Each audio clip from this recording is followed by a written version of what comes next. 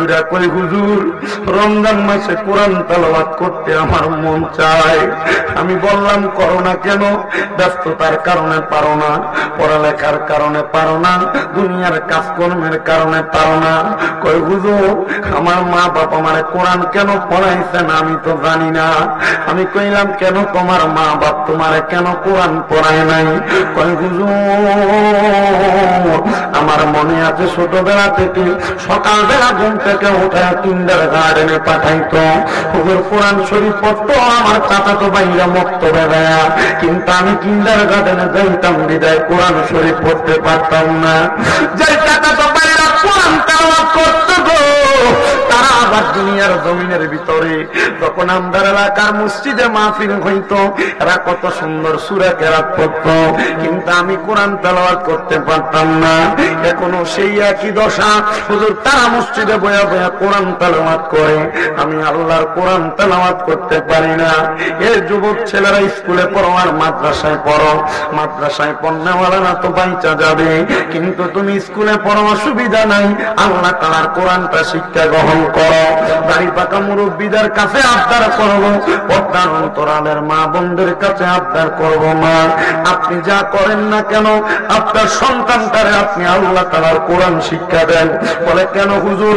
শুনেন না কোন নবীজি রাহমাতুল লিল আলামিন নবী বলতেছেন দুনিয়ার জমিনের মধ্যে কোন মা বাপ যদি তার সন্তানটারে কোরআন না শিক্ষা দেয়, ওই মা বাপ মারা যাওয়ার পরে, সন্তান মারা যাওয়ার পরে ওই সন্তানকে ফুলসেরাতের পারে প্রশ্ন করা হবে, সন্তান আল্লাহ তাআলার কোরআন তেলাওয়াত করো। সন্তান বলবে আমার মা আমারে শিখায় নাই, আমার বাবা আমারে কোরআন শিখায় নাই। মনে রাখবেন কোরআন তেলাওয়াত শিক্ষা গ্রহণ করা একটা ফরজ ইবাদত, এটা যদি না শিখেন এটার কারণে আপনি গুনাহগার হয়ে যাবেন। ওই ফুলসেরাতের পারে যখন আমি শামিন্দা বলবে এই শামিন্দা যা আল্লাহ তাআলার কোরআন তেলাওয়াত করো, আমি আমার দিয়ে হাদিস শরীফ আপনারা বোঝাই, তখন আমি বলবো এ আল্লাহ আমি কোরআন পড়তে পারি না। তখন বলবে কেন পারো না? বলে আমার মা আমার বাপ আমারে শিখায় নাই। তখন বলবে তার মা বাপরে ডাক দাও, আম্মা আব্বারে ডাক দিয়া ওই বাপরে বলবে তুমি কেন সন্তানরে কোরআন শিখাও নাই? বলে আমি ব্যস্ত ছিলাম, আমার কর্মের কারণে বিদেশ ছিলাম, আমার কর্মের কারণে ঢাকা শহর ছিলাম, সিলেট শহরে ছিলাম, এই জন্য আমি সন্তানরে কোরআন শিখাইতে পারি নাই। তখন ওই বাবার হাত ঘুরারে ফুলসেরাতের ওই পারে বাঁধবো, পা ঘুরারে ফুলসেরাতের ওই পারে বাঁধবো, আর সন্তানকে বলবে সন্তান তোমার বাপ যেহেতু কোরআন পড়ায় নাই, যাও বাপের বুকের মধ্যে ভাড়া দিয়া ফুলসেরাতটা পার হও। আপনার ফুটে যদি আপনার বুকে ভাড়া দেয় বাপ তোমার কাছে কেমন লাগবো? সন্তান যদি তোমার বুকে ভাড়া দেয় বড় কষ্ট হবে, কষ্ট হবে। কিন্তু অনেকে চিন্তা করে হুজুর আমার বাপ মা আমার কোরআন শিখায় নাই, তাই আমার বাপের বুকে পাড়া দিয়ে আমি পারবো না, আমার বাপের বুকে পাড়া দিয়ে কি বা হইব না রে? সন্তান প্রাপ্তবয়স্ক হওয়ার পর কোন সন্তান যদি আল্লাহ তাআলার কোরআন নিজ দায়িত্বে না শিখে, তাহলে সন্তান যখন তার বাবার বুকের মধ্যে পাড়া দিব, সন্তান এবং বাবা দুইজন জাহান্নামের হাতিয়াতে যায় পড়বে। ওই জাহান্নামের আগুন থেকে বাঁচার জন্য ও মুসলমানের দয়া জাহান্নামের আগুন থেকে বাঁচার জন্য একবার হইব দুনিয়ার জমিনে আল্লাহ তাআলার কোরআনুল কারীমটা শিক্ষা গ্রহণ করার জন্য প্রস্তুতি গ্রহণ করো। ও মুসলমান, আপনি আপনার সন্তানের শরীর ভেঙে যাবে এই জন্য রমজানের রোজা রাখাইতে চান না। এই যে সামনে মাঘে রমজান আসতেছে, বহুত মারা তাদের সন্তানদেরকে কোরআন শিখাইতো না, এই বহুত মারা তাদের সন্তানদেরকে রোজা রাখাইতো না। যদি প্রশ্ন করে তোমার সন্তানের 7 বছর 8 বছর 9 10 বছর 12 বছর রোজা রাখাও না কেন? বলে পুরার বয়সটা কত, এখন রোজা রাখলে শরীর বাড়ি যাবে রোজা। এই কথা কুয়া পুতের রোজা রাখায় না, না বিয়ের রোজা রাখায় না।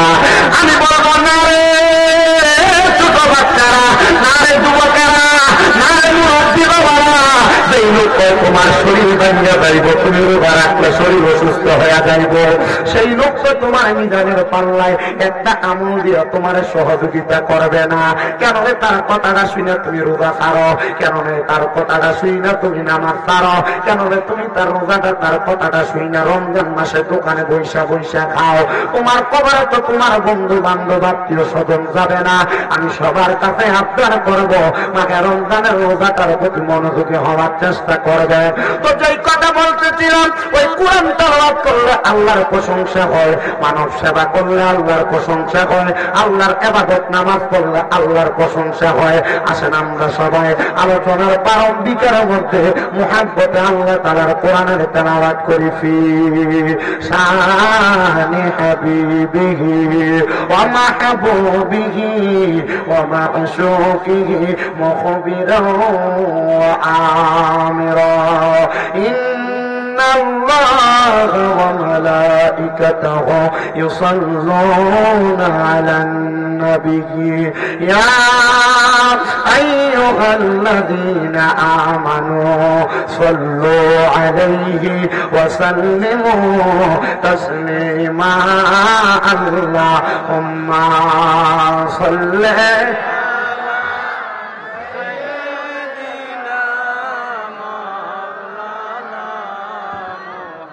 وعلى آله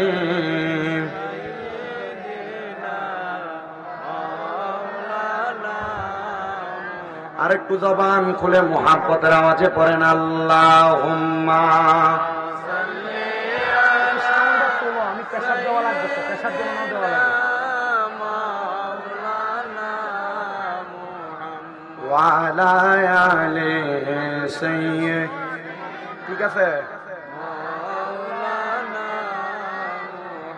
আমি আমার বগুলা খালার ভাই বাবাদের কাছে জানতে চাই, আপনারা বলেন আমার নবীর উপরে দুরূদ আদায় করলে লাভ আছে না নাই? লাভ আছে। এ বাবা যদি বলি কেমন লাভ, আপনি বলবেন হুজুর বহুত লাভ। আমার নবী কয় কেমন লাভ জানো?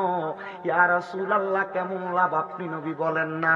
নবী আমার কয় উম্মত, দুনিয়ার জমিনের মধ্যে যেই উম্মত আমি নবীর প্রতি যত বেশি দুরূদ শরীফ আদায় করবে, জান্নাতের মধ্যে ওই উম্মত আমি নবীর তত কাছাকাছি থাকবে।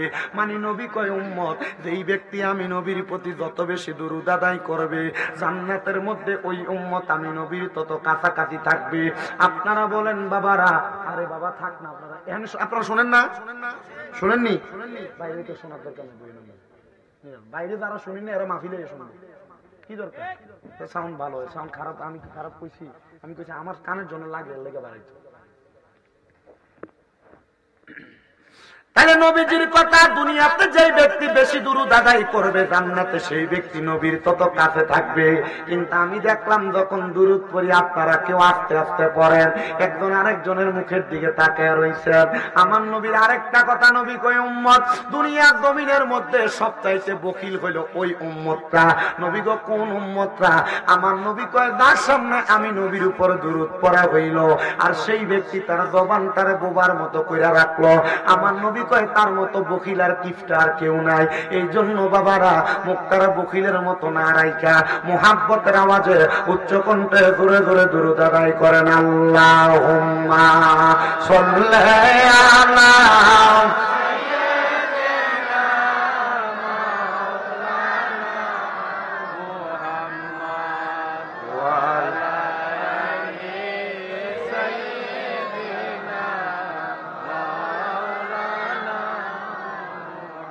জগত পাগল কাবার জন্য, কাবা পাগল মাহবুদের মাহবুদ পাগল, দয়াল নবীজির নবীজি পাগল উম্মতের আল্লাহুম্মা সাল্লি।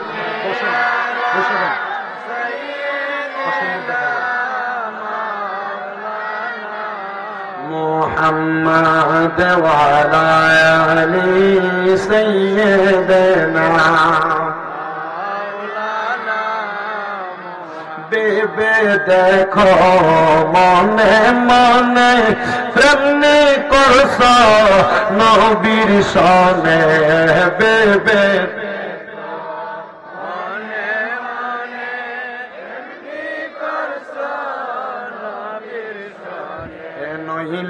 থাকবা রোজ হাসরে মুহাম্মদিয়া রাসূলুল্লাহ আল্লাহ। একটু বিভাগ কমাও।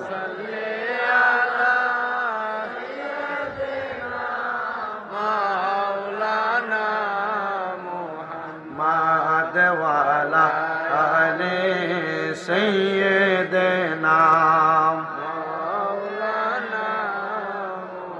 নূর নবীজির পসিনা মুবারক মেসকার চাইতে আরো সুগ্রাণ সাহাবীরা আতর রূপে করতেন তাহার ব্যবহার আল্লাহুম্মা সাল্লি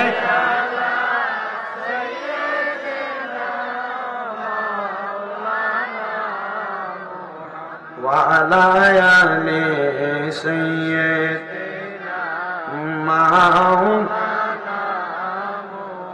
لا إله إلا الله لا إله إلا الله لا إله আইরে আমরা বড় ভাগ্যবান আমরা নবী আল্লাহর মেহমান বলেন আমরা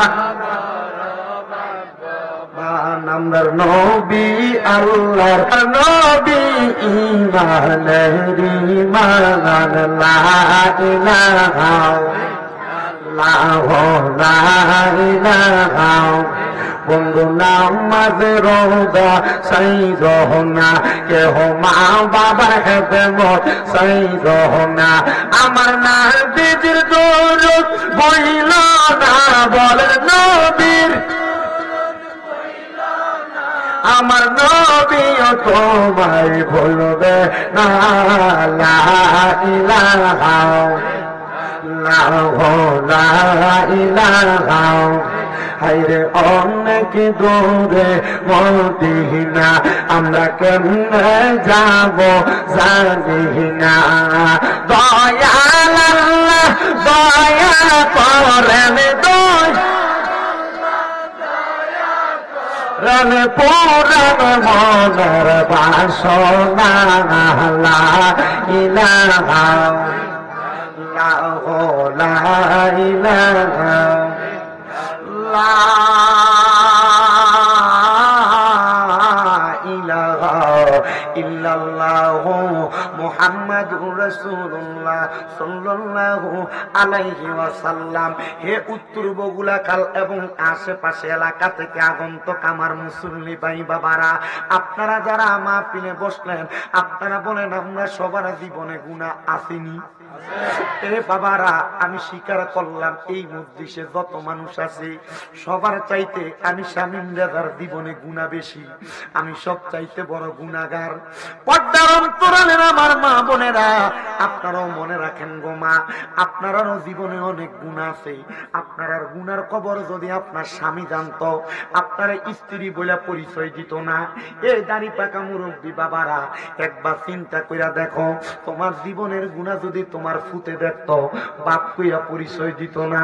যুবক ভাই, তোমার জীবনের গুনাহ যদি তোমার আব্বা আম্মা দেখতো সন্তান বলে পরিচয় দিত না। আমার মাথার দিকে তাকাইনে হয়তো বুঝেন, আমার মাথার মধ্যে লম্বা বাবরি চুল ছিল। আমি রাসূলের পাকের রওজা মুবারকের মধ্যে জিয়ারত করে আসছি মাত্র 3 মাস হয়। এই 3 মাস যখন আগে আমি আমার নবীর রওজার সামনে গেছি, আমি আমার নবীর রওজার সামনে 7 দিন থাইকা আমি এরপরে মক্কা শরীফ গেছি।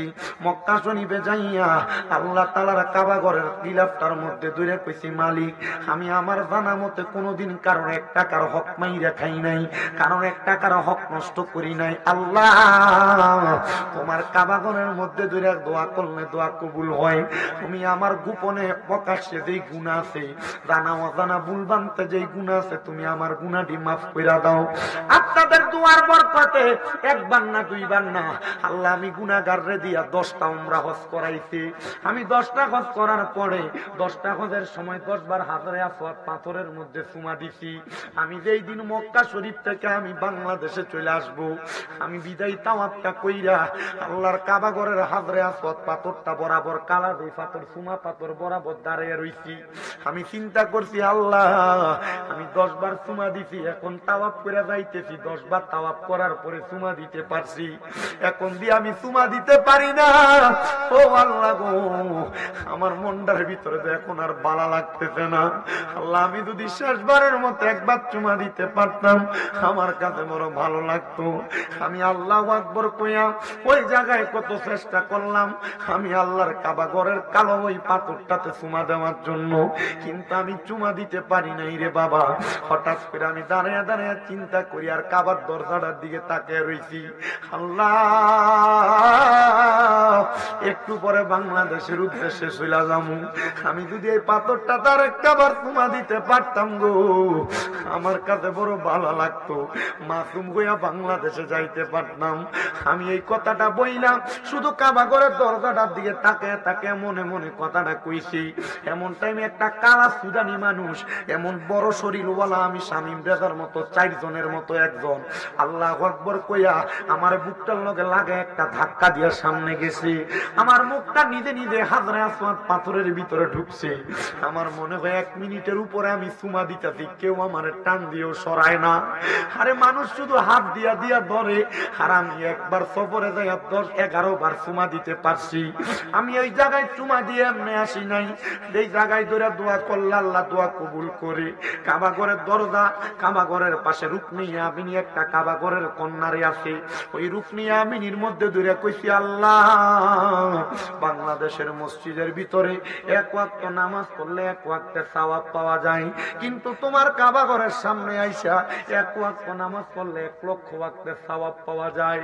মনিব, কত মানুষকে লইয়া তোমার জিকির আজকার করি, বাংলাদেশে ওয়াজ মাহফিলে গেলে তারারে লইয়া তোমার শান গাই, তোমার হাবিবের শান গাই।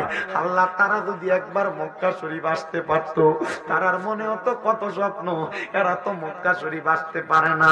আল্লাহ, তুমি তারা একবার মক্কা শরীফ আনো না কেন? মক্কায় যাইবা জানো নি রে বাবা, কোন দিন তুমি 1 লক্ষ ওয়াক্ত নামাজ পড়বা? 1 লক্ষ ওয়াক্ত নামাজ তো তোমার হায়াতে জিন্দেগিতে যতদিন বাঁচবা ততদিন পড়া শেষ করতে পারবা না, কিন্তু আল্লাহর কাবা ঘরের সামনে যাইয়া 1 ওয়াক্ত নামাজ পড়লে 1 লক্ষ ওয়াক্তের সওয়াব পাওয়া যায়। মদিনা শরীফের মসজিদে নববী, যেই নববীতে আমার নবীজি নিজের ইমামতিতে নামাজ পড়াইছে, ওই মসজিদে নববীর ভিতরে 1 ওয়াক্ত নামাজ পড়লে 50,000 ওয়াক্তের সওয়াব পাওয়া যায়। এ মুরব্বী বাবারা, এ যুবক ভাইয়েরা, 2-3 লাখ টাকা এক লগে হইলে তুমি খেতে দিয়া চরে দিয়া জায়গা কিনো, তোমার বাড়িতে জায়গা কিনো। 1 লাখ টাকা হইলে ব্যাংকে নিয়ে রাইখা দাও। আমি বলবো তোমার সন্তানের জায়গা জমি দিয়া যাইবা, সন্তান জায়গা জমি তার মতো করে ব্যবহার করব। কি কইব, এ সন্তানের দলেরা জায়গা জমির চিন্তা করো না। বাপমার যদি জায়গা সম্পদ থাকে, একটা কোনা দিয়া বিক্রি কইরা আব্বা আম্মারে মক্কা মদিনা পাঠাও। ওই মক্কা মদিনা পাঠাইলে আব্বা আম্মা যদি কাবার গিলাপ ধরে তোমার লাগে দোয়া করে, যেই জায়গা বেচছে আব্বা আম্মার দোয়ার কারণে আর চাইতে বেশি জায়গার মালিক হইতে পারবা। পোলাপান কক্সবাজার ট্যুর দেওয়ার জন্য তুমি 10-15 হাজার টাকা বাজেট করো, আমি তোমার পাউডির ধরে বলি, এই টাকাটা তুমি হেলায় হেলায় নষ্ট করবা। এই টাকাটা মক্কা মদিনা যাওয়ার জন্য বাজেট করে রাখো, নিয়ত করবা, মনে মনে নিয়ত করবা, আল্লাহ এই টাকাটা দিয়ে আমি মক্কা মদিনা যাইতাম। হয়তো তোমার 1-2 বছর, 3 বছর, 5 বছর লাইগা যাইব মক্কা মদিনা যাওয়ার টাকাটা জোগাড় করতে, কিন্তু মনে করো আল্লাহর নবী না বলছে, নিয়াতুল মুমিনিন খায়রুম মিন আমালি, মুমিনের নিয়ত তার আমলের চাইতে উত্তম। তুমি নিয়ত করো আমি মক্কা মদিনা যামু, যদি তুমি মক্কা মদিনা যাওয়ার টাকা না জোগাড় করতে পারে মারা যাও, মারা যাওয়ার পরে তোমার আমল নামার মধ্যে মক্কা মদিনা যাওয়ার সওয়াব লেখা হয়ে যাবে। এ মুসলমানের দলেরা, আশিকে রাসূল ভাই বাবারা, আপনাদের কাছে আমার আবদার, যদি মক্কা মদিনা যাইতে চান, আপনার টাকা লাগবে না, পয়সা লাগবে না, ঘুমের ঘরে রহমতুল লিল আলামিন নবীরে তাহাজ্জুদের নামাজ পড়ে শুধু ডাক দিবেন, দেখবেন রহমতের নবী আপনার দিদার দেওয়ার জন্য চলে আসবে। হায় রে আমার বাবারা, হে উত্তর বগুলা খালের বাবারা, শুধু নবী আসবে না, আসবে না, মক্কা মদিনা শুধু 2 বরকতের জায়গার কথা না শুনছো। মদিনা শরীফের বাম দিকের অংশে দিয়া একটা জায়গা আছে, যেই কবরস্থানটার নাম জান্নাতুল বাকি। ওই জান্নাতুল বাকিতে নবীর হাজার হাজার সাহাবায়ে কেরাম শুয়ে রইছে। ফজরের নামাজটা পড়া নবীর রওজাতে সালাম দিয়া বাবে জিবরাইলের কাছে দিয়া বাইরে হইয়া যদি জান্নাতুল বাকির মধ্যে কোনো মানুষ ঢুকে, ওই মানুষের পুরাটা শরীর একবারে পাতলা হইয়া জাগা। হায়রে অনেক মানুষকে দেখছি মদিনা শরীফের মধ্যে যাইয়া দুনিয়ার জমিনের মধ্যে থাকা অবস্থায় মদিনা শরীফের একবারে ডান দিকে 310 নম্বর গেট দিয়া সোজা হাঁটলে আসরের নামাজের পরে সামনের দিকে গেলে একটা মসজিদ আছে, যেই মসজিদের নাম কোবা মসজিদ। ওই কোবা মসজিদের ভিতরে 2 রাকাত নামাজ পড়লে তার আমল নামার ভিতরে একটা উমরা হজের সওয়াব পাওয়া যায়। মনটা কি চায় না ওই মসজিদের মধ্যে একবার 2 রাকাত নামাজ পড়তাম। মদিনাতে যখন বৃষ্টি হয় না, আমার নবীর একটা মসজিদ আছে, যেই মসজিদের নাম মসজিদে গামামা। ওই মসজিদে 2 রাকাত নামাজ পড়া দোয়া করছে, আল্লাহ তাআলা নবীর দোয়ার বরকতে ওই জায়গার ভিতরে বৃষ্টি দিবে। ওই মসজিদের ভিতরে 2 রাকাত নামাজ কি তোমার পড়তে মন চায় না?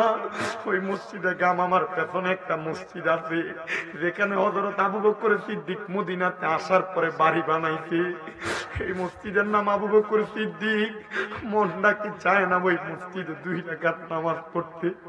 এটার পেছন দিয়া মসজিদে হযরতে আলী, ওই মসজিদের ভিতরে 2 রাকাত নামাজ পড়তে তোমার কি মনটা চায় না? মদিনা শরীফের একবার কেবলা বরাবর হাতের ডান দিকে রাস্তার মধ্যে একটা মসজিদ আছে, যে মসজিদের নাম মসজিদে উমর। মনটা চায় না ওই মসজিদে নামাজ পড়তে? ওই মসজিদের পাশ বরাবর মসজিদে উসমান বিন নুরাইন। মনটা চায় না ওই মসজিদে নামাজ পড়তে? মক্কার কেবলা বরাবর একবারে সামনে নবীর মসজিদের মুয়াজ্জিন হযরত বেলালের বাড়িটা একটা বড় মসজিদ। মনটা চায় না ওই মসজিদে নামাজ পড়তে? নবীজি রাত্রবেলা যে খেজুরের বাগানে বইয়া বইয়া কামতো, ওই খেজুরের বাগান ওই মদিনাতে। মনটা চায় না ওই মদিনা শরীফের বরকতওয়ালা জায়গাগুলোর মধ্যে যায় যায় কামতে? আল্লাহর কসম করে বলি, যেই দিন মদিনা শরীফ থেকে মক্কায় চলে গেছি, আমি আমার আল্লাহরে কইছি, আল্লাহ আমি মদিনা শরীফ আসবো, এটা আমার মনে নিয়ত ছিল।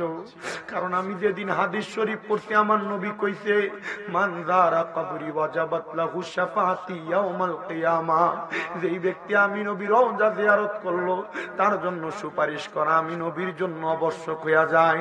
তুমি মদিনা শরীফের রওজা জিয়ারত করলে তোমার মরার পরে নবী তোমার জন্য সুপারিশ করব। নবী যার লাগে সুপারিশ করব। আল্লাহ কয় আমার নবী মুস্তাজাবাতুদ দাওয়াত, আমার নবী কোন দোয়া করলে আমি দোয়া ফিরাই না। নবী যদি দোয়া করে, আল্লাহ এই উম্মত আমার জিয়ারত করছে, তুমি তারে মাফ কইরা দাও, তোমার জান্নাত ওয়াজিব। মুসলমান, এ পর্দার অন্তরালের মা বোনেরা, তোমার ব্যাংকে টাকা আছে, তোমার স্বামী তোমার স্বর্ণ গয়না বানিয়ে দিছে, তুমি মরার পরে তোমার সন্তানেরা তোমার স্বর্ণটি বাক কইরা লইয়া যাইব, তোমার জিয়েরা বাক কইরা লইয়া যাইব। এই স্বর্ণ গয়না গুলা দিয়া তোমার কোনো কাজে আসবে না। যারা স্বর্ণ ব্যবহার করে না তারা ইমিটেশন ব্যবহার করে। এই স্বর্ণ গয়না পারলে বিক্রি কইরা একবার মক্কা মদিনা যাও, দেখবা বড় শান্তি পাইবা। মক্কা মদিনায় গেলে পেটে ক্ষুধা লাগে না, কারণ 5 ওয়াক্ত নামাজে গেলে জমজম কূপের পানিটা খাইলে পেটটার ভিতরে এমনিই তো পানি ভরপুর থাকে। কি খাইবা কি খাইবা? মদিনা শরীফের বাহিরে আসলে ছোট ছোট বাচ্চা, একবারে আপনি দেখবেন একবারে ছোট বাচ্চা 3, 4, 5 বছর বয়স, খেজুরের বাটি নিয়া খেজুরের বক্স নিয়া শুধু ডাকে, ইয়াল্লাহ হাজি হাত দিয়া, ইয়াল্লাহ হাজি হাত দিয়া কইয়া কইয়া ডাকে। আপনি খেজুর খাইবেন, আপনার পেটে ক্ষুধা লাগবে না। ওই মক্কা শরীফের মদিনা শরীফে রোজা রাখলে আবার হাজিদের জন্য, যারা রোজা রাখে তাদের জন্য ইফতারের ব্যবস্থা করে রাখে মক্কার শায়েখেরা। আপনাদের কাছে কি মনটা চায় না এই বরকতওয়ালা মদিনায় একবার যাইতে? বাবা আপনারা বলেন, ওই বরকতওয়ালা মদিনায়, বরকতওয়ালা মক্কায় আমরা যাইতে চাই কি চাই না?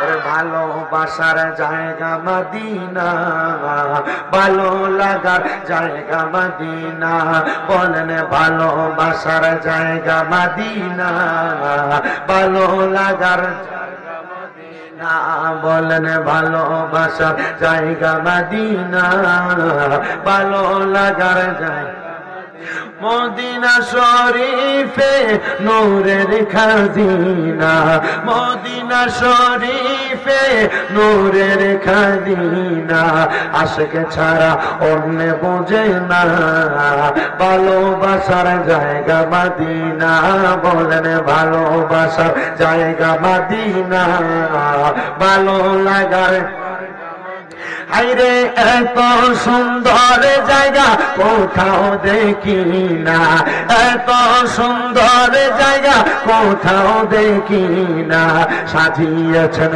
দয়াল রাব্বানা ভালোবাসার জায়গা মদিনা, বলেন ভালোবাসার জায়গা মদিনা, ভালো লাগার জায়গা মদিনা। একটা জবানও বন্ধ রাখবেন না। এবার বলেন ওই মক্কা মদিনা যাইতে সবাই চাই কি চাই না?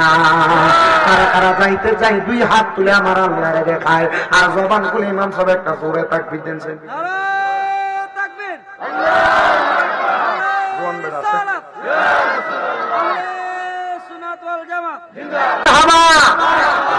যাইতে চাই কি চাই না? তারা যাইতে চাই জবান করে জোরে জোরে পড়েন, ওরে দয়াল আল্লাহ দয়া করেন নসিব করেন মদিনা। পানি দিন পানি। লাহ লাহ লাহ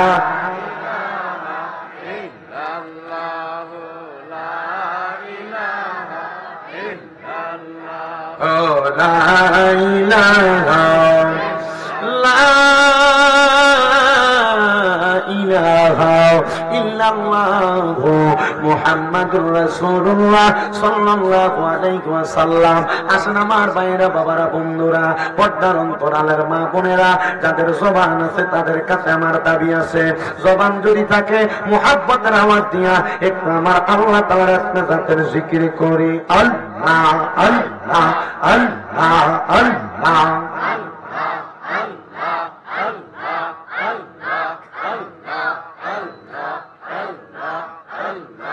আল্লাহ আল্লাহ আল্লাহ আল্লাহ আমার জায়গা হবে আমার মোরা লাশের জায়গা, মসজিদের পাশে আমার কবর দিও কইরা আমার জায়গা হবে মামা।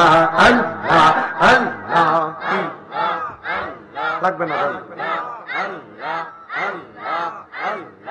আল্লাহ আল্লাহ আমার জায়গা হবে আমার মোরা লাশের জায়গা, মসজিদের পাশে আমার কবর দিও কইরা আমার জায়গা হবে মারহাবা।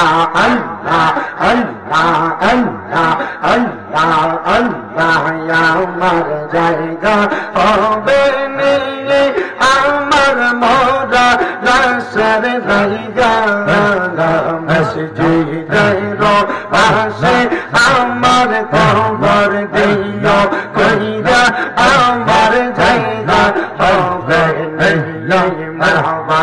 আল্লাহ আল্লাহ জগৎবাসী রে আমি যেদিন যাব মাতা দুনিয়া চাঁদিয়া, ভাই বন্ধু আত্মীয় স্বজন যাবে রে বলিয়া, কষ্ট হইল সাড়ে 3 লাখ মাটি দিও কইরা আমার জায়গা হবে মারহাবা।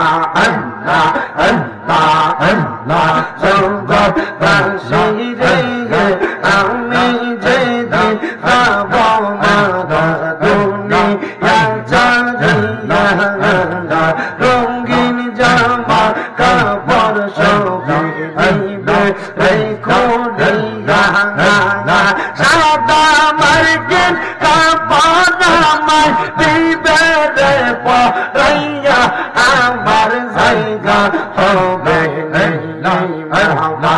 আল্লাহ আল্লাহ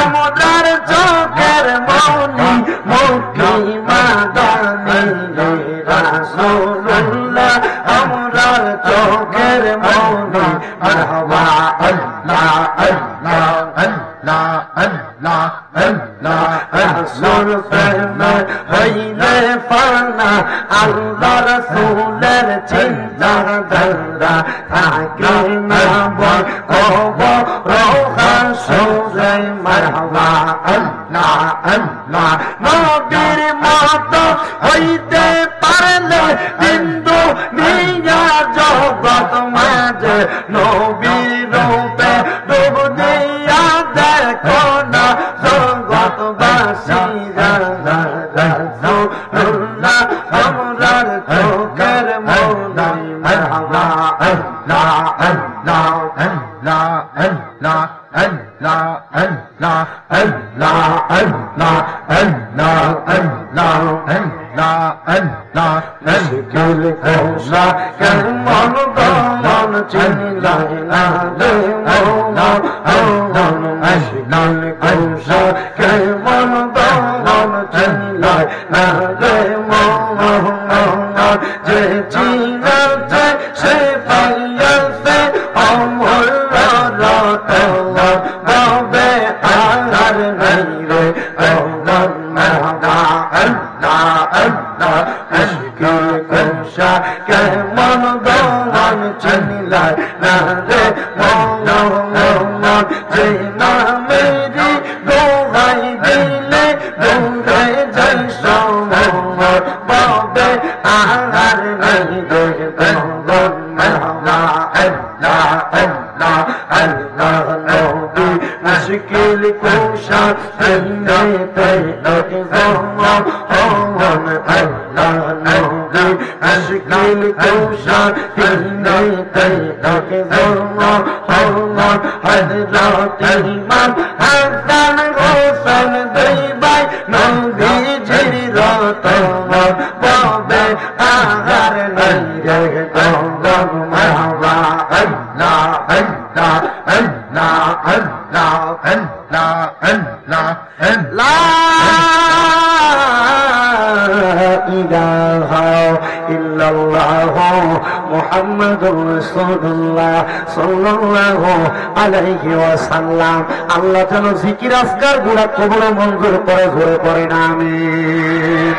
আমার মুসলমান ইমানদাররা আমাকে আলেম সাবুদুর সাবজেক্ট নির্ধারণ করে দিয়েছেন সামনে রিসালাত নবীর রিসালাতের বয়ান করার জন্য। এবার রিসালাত বলতে শুধু এক নবীর রিসালাতের বয়ান বলে না, নবী আলাইহিস সালাতু ওয়াস সালাম আদম থেকে হযরত মুহাম্মদ মুস্তাফা সাল্লাল্লাহু আলাইহি ওয়াসাল্লাম পর্যন্ত যত নবী রাসূল আছে তাদের জীবনীর বয়ান করা হইল রিসালাতের বয়ান। এ মুসলমান ইমানদার, এ বগুড়া খালের বাবারা, এখানে কত মানুষ আপনারা বসেছেন গো, কত মানুষ জান্নাতের বাগানে বসেছেন। আমার দয়াল নবী রাহমাতুল লিল আলামিন নবীরে আমার আল্লাহ তাআলা কোন দুনিয়াতে পাঠান নাই। পাঠানোর আগে আদম আলাইহিস সালাতু ওয়াস সালাম থেকে ঈসা নবী পর্যন্ত আল্লাহ তাআলা অসংখ্য নবীদেরকে পাঠাইছেন। এর মধ্যে একজন নবী যার নাম হইল হযরত জাকারিয়া আলাইহিস সালাতু ওয়াস সালাম।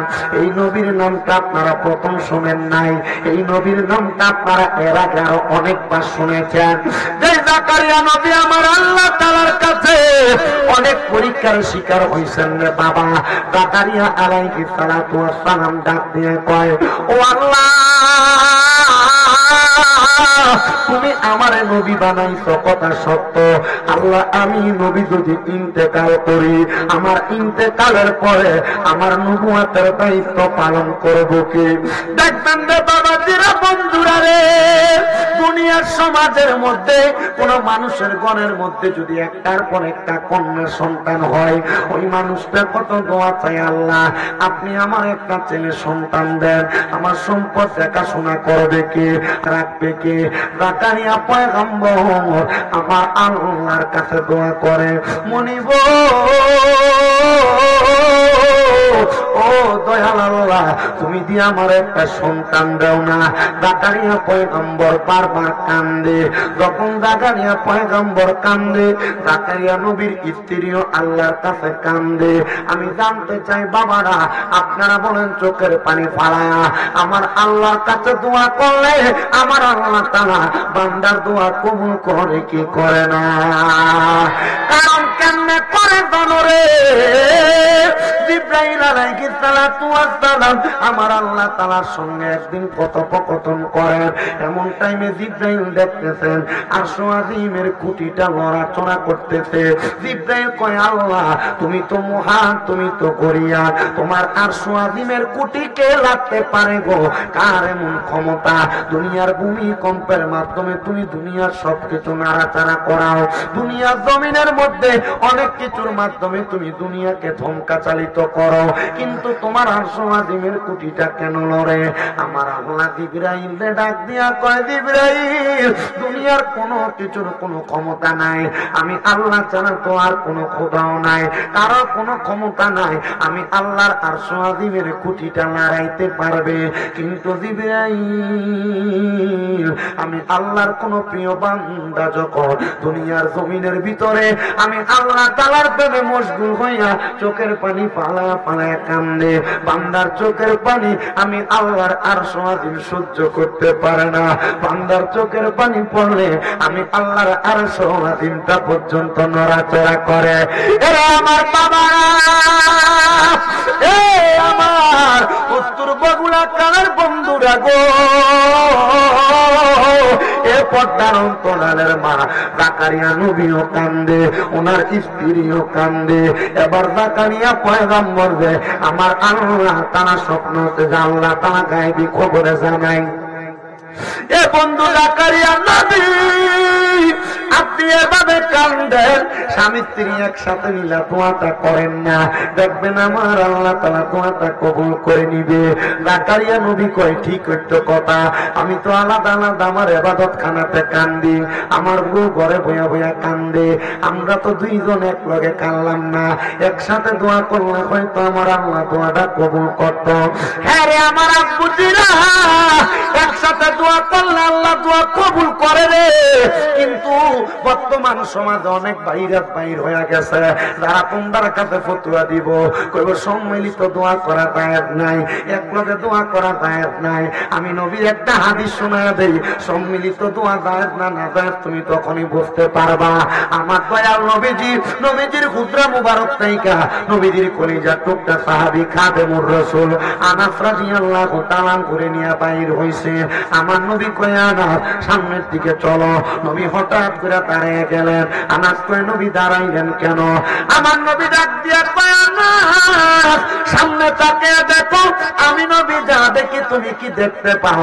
আনাস কয়, নবী গো আমি দেখতেছি একসাথে অনেকগুলো লোক আল্লাহর আসমানের দিকে হাত বাড়ায় রাখছে। আমার নবী কয়, আনাস আর কিছু দেখো না? আনাস কয়, নবী না দেখি না। বলে কি দেখো না? আমি নবী কি দেখি জানো? যতগুলা মানুষ হাত বাড়ায় রাখছে, প্রত্যেকটা মানুষের হাতের কানুর মধ্যে আমার আল্লাহ তাআলার কুদরতের নূর চমকাইতেছে। আনাস কয়, নবী আপনি দোয়া করেন না, আপনি দোয়া করলে আমিও যেন ওই নূরটা দেখতে পাই। আমার নবী আনাসের জন্য দোয়া করলেন। হযরত আনাসকে আমি তাকে দেখলাম তাদের হাতে নূর চমকায়। হযরত আনাসরে আমার নবী ডাক দিয়া কয়, আনাস, আনাস রে চলো তাড়াতাড়ি যায়। এরা যেই দোয়া করে আমরা তাদের সাথে দোয়াতে শামিল হই, কারণ তারা যখন দোয়া করবে তাদের দোয়াটার সাথে আল্লাহ যেন আমরা আমিন কইলে আমরা দোয়া কবুল করে।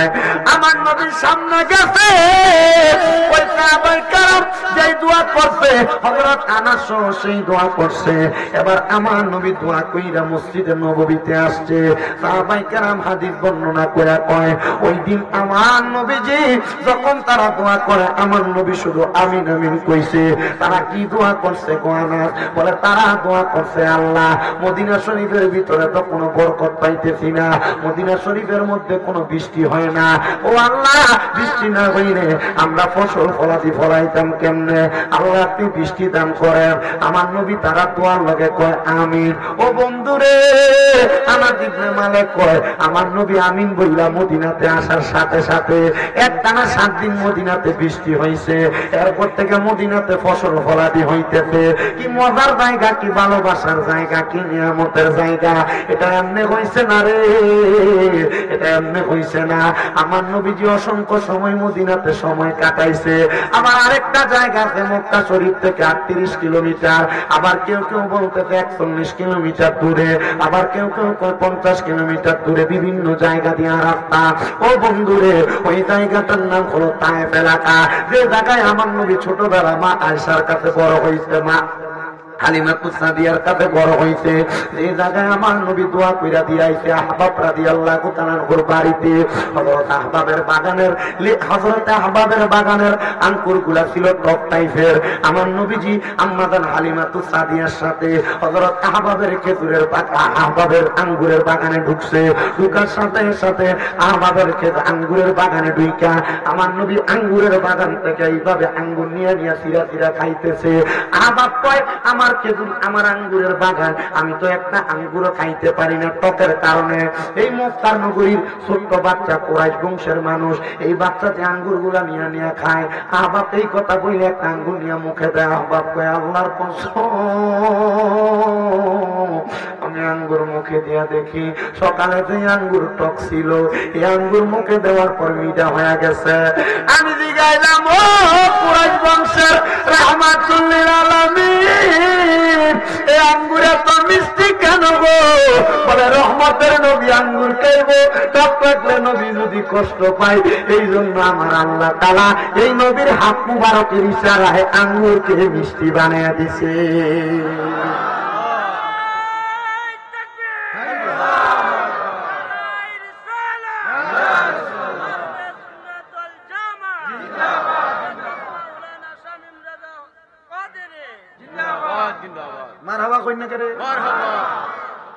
নবী খাইবো অল্লাগে আঙ্গুর কি তৈছে, কি তৈছে? আরে মক্কা মদিনা এত বরকতওয়ালা জায়গা আছে। মদিনা থেকে বদরের যুদ্ধের মাঠের দিকে যখন যায়, মানে যাওয়ার পথে দুইটা জায়গা আছে, দুইটা কূপ। একটা কূপের নাম বীরে রাওহা, একটা বীরের নাম বীরে শিফা। দুইটা কূপ। কয়টা কূপ? নবী বদরের যুদ্ধ করে যখন আসে, নবীর অসংখ্য সাহাবায়ে কেরাম অসুস্থ হয়ে পড়ে রয়েছে। আল্লাহর হাবিব সাল্লাল্লাহু আলাইহি ওয়াসাল্লাম বলে, আরে সাহাবায়ে কেরাম অসুস্থ, তখন সাহাবায়ে কেরাম কি খাইবো?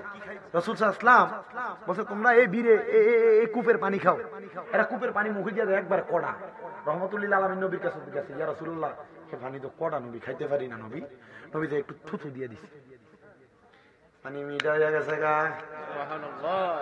আমার বাড়িতে সেই পানি এখনো আছে। একটা কূপের নাম বীরে রাওহা। নবী সাহাবায়ে কেরাম গোসল করবার লাগা, ওযু করবার লাগা পানি পায় না। ওই জায়গায় দেয়া নবীরে কয়, নবী গো, এই বীরে রাওহার পানিও তো নবী গো কটা লাগে লবণাক্ত। আমার নবীর সামনে যে থুতু মুবারক দিয়া দিছে, থুতু মুবারকের পরশ পায়া বীরে রাওহার পানিও মিঠা হয়ে গেছে। এ বন্ধু, শুধু এই টানা মদিনা শরীফের পাশে আরেকটা বীর আছে, যে বীরের নাম, যে একটা কূপ আছে যেটার নাম বীরে গার, যেটা দিয়ে আমার নবী ইন্তেকালের পরে আমার নবীরে গোসল দিছে। আবার আমার নবী দুনিয়াতে থাকার সময় আমার নবী এটার পানি দিয়া ওযু করছে। ওইটার পানি আমার বাড়িতে 4 প্রকার বীরের পানি আছে। বীরে জমজম, বীরে রাওহা, বীরে শেফা, বীরে গার্স। এই 4 প্রকার বীরের পানি আমি আমার ঘরে রাখছি। এটার কারণ, অসুস্থ হইলে এই বীরের পানি দিয়া গোসল করি, অসুস্থ হইলে খায়া ফালাই, ভালো না লাগলে বীরে জমজমের পানিটা খায়া ফালাই। আমি চিন্তা করি আল্লাহ তাআলা এগুলার মাধ্যমে আমার বরকত দান করব। কথা কন্যা ঠিক কিনা? এ মুসলমান, যেই কথা বলতেছিলাম রে, নবীর উম্মতের দল, আমার আল্লাহ তাআলা জাকারিয়া পয়গম্বরকে জানায়া দেয়, একা একা দোয়া করতেছো, এক লগে না দোয়া করবা। এক লগে দোয়া করলে দোয়া কি হয়? কি তো এক পদে দোয়া করলে দোয়া কি হয়? জাকারিয়া পয়গম্বর স্ত্রীরে ডাক দিয়ে, স্ত্রী চলো না গো, আমরা একসাথে সাথে একটু দোয়া করি, আমার আল্লাহ তাআলা যেন আমরা দোয়াগুলো কবুল কইরা নেয়। জাকারিয়া পয়গম্বর এবং ওনার স্ত্রী একসাথে আল্লাহর কাছে দোয়া করে, আল্লাহ তাআলা তাদের দোয়া কবুল করতেছে না।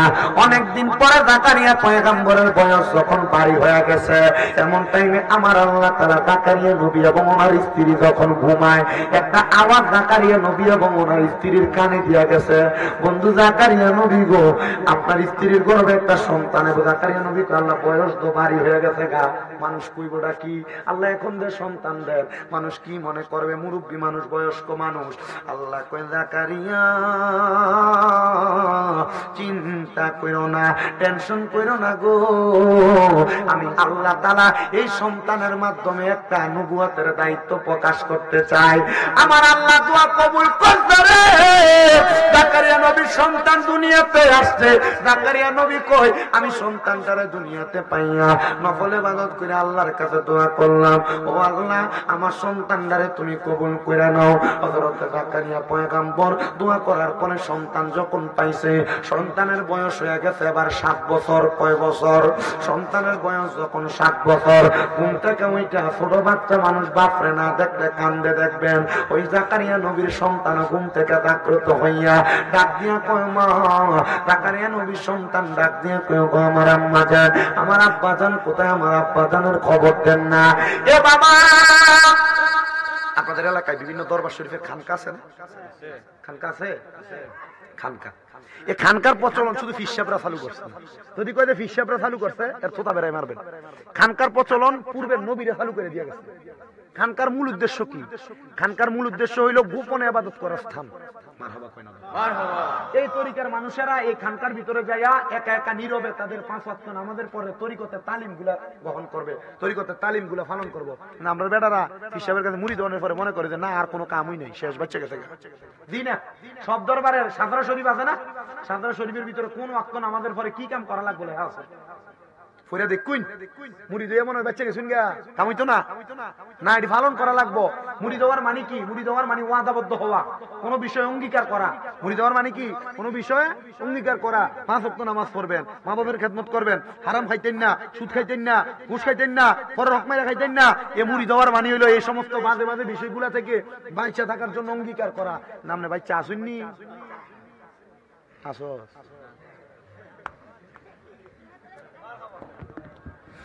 আল্লাহ আমারে বুঝার তৌফিক দান করুন। জোরে কোন আমিন, আর জোরে কোন আমিন। জাকারিয়া পয়গম্বর আল্লাহ তাআলার ইবাদতে মশগুল, মা তার সন্তানদের ডাক দিয়ে কয় সন্তান,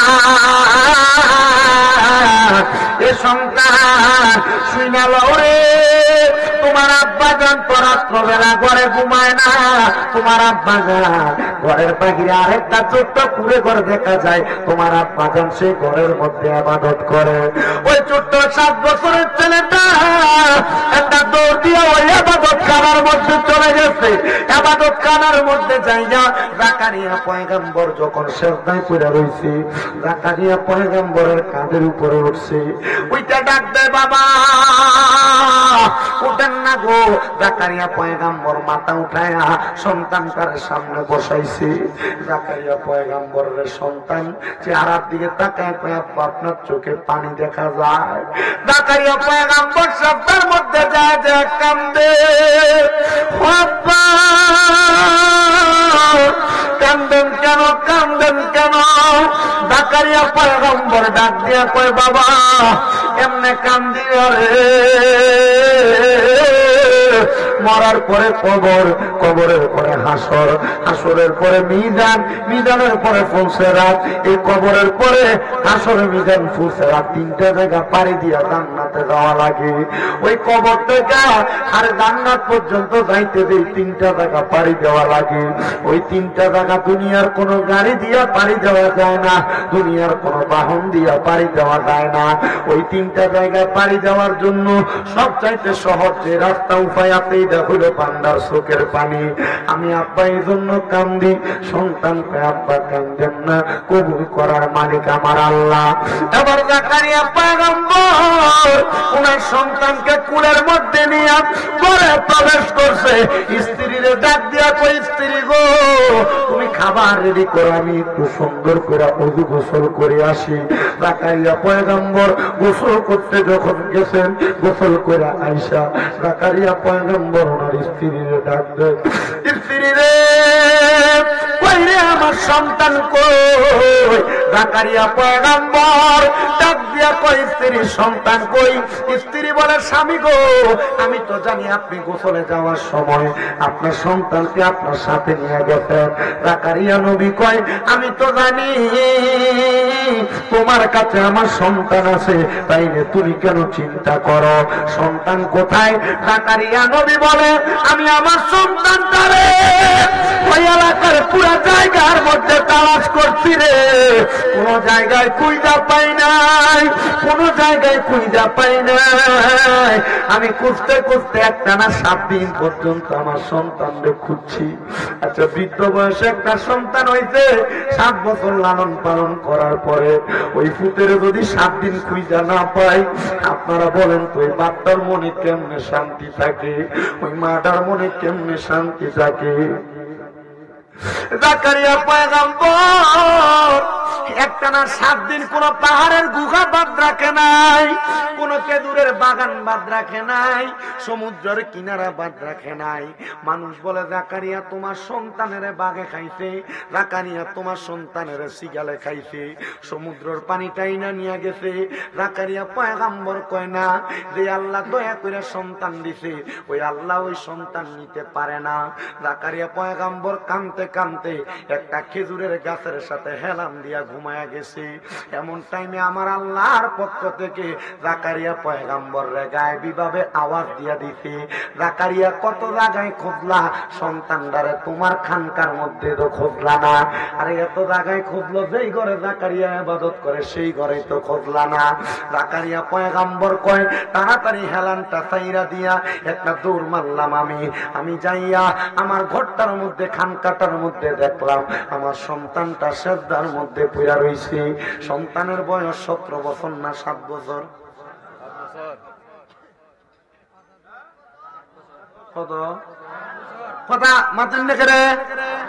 ওই সন্তানের বয়স 7 বছর। সন্তান, এ সন্তান রে 7 বছর বয়স, সেজদার মধ্যে পড়ে রইছে।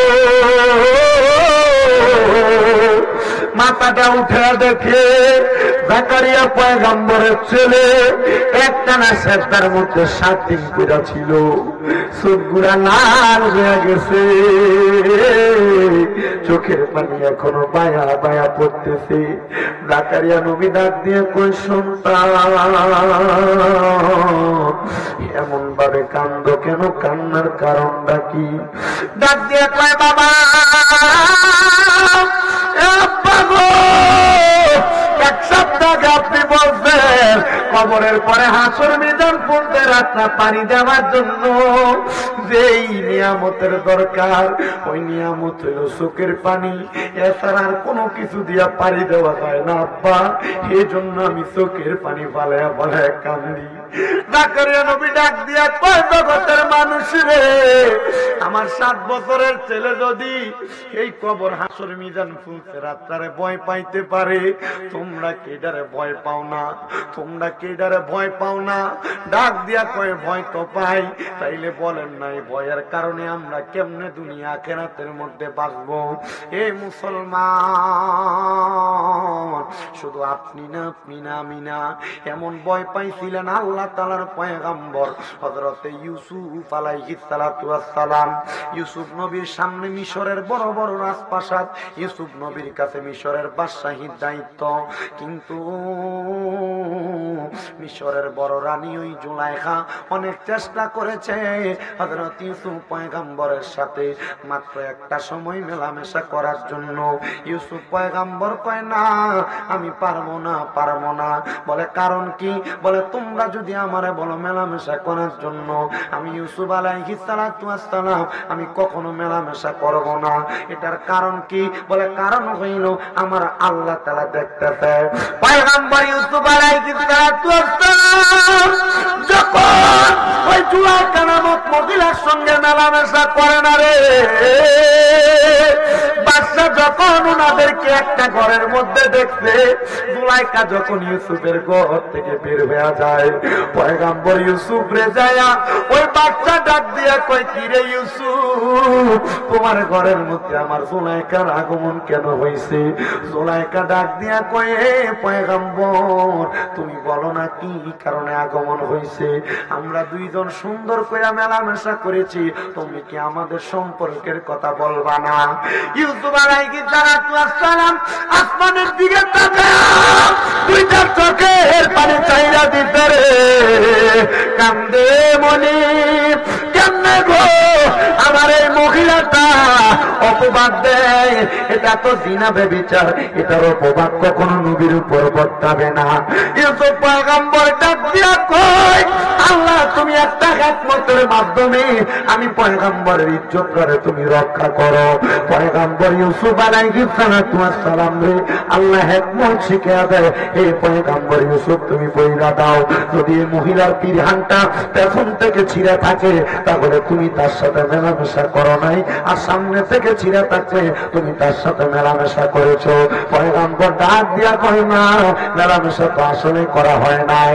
ইউসুফ আলাইহিস সালাম তখন থেকে মিশরের বাচ্চা, এ মুসলমান মনে রাখবা, তুমি যদি আল্লাহ এবং তার রাসূলের উপর নির্ভর কইরা তোমার তাকওয়াটারে ঠিক রাখা, আল্লাহ রাসূলের ভয় কইরা তুমি চলতে পারো, তোমার গুনার কাজগুলা ত্যাগ করতে পারো, দুনিয়ার বাদশাহীর চিন্তা তুমি করা লাগবে না, দুনিয়ার টাকা পয়সার চিন্তা তুমি করা লাগবে না, আমার আল্লাহ তাআলা গায়েবী ভাবে তোমার সম্পদ দান করবে, বাদশাহী দান করবে, রাজত্ব দান করবে। এবার আপনারা বলেন, আমরা কি মানুষের লুটতরাজ করে সম্পদ নিতে চাই না গায়েবী সম্পদ চাই? লুটতরাজ করে দেয় না, এটা কি হালাল না হারাম? আপনার কথা মাতেন না, কথা বলেন। লুটতরাজ করে দেয় না, সুদের টাকা দিয়ে দেয় মানে এটা কি হালাল না হারাম? আপনার এলাকায় সুদ টুকুর নাই? আছে? কম না বেশি?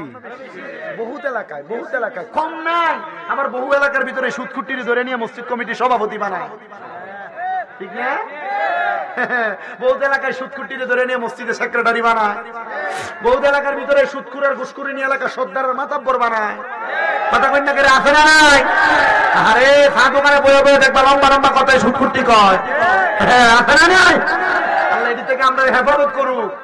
এরা সমাজ নষ্ট করে ফেলতেছে, শুধু এরা না, আরে বাবা সুদ এখন আবার বেড়াই খায় না, বাড়ি বাড়ি বেরিয়ে তো খায়।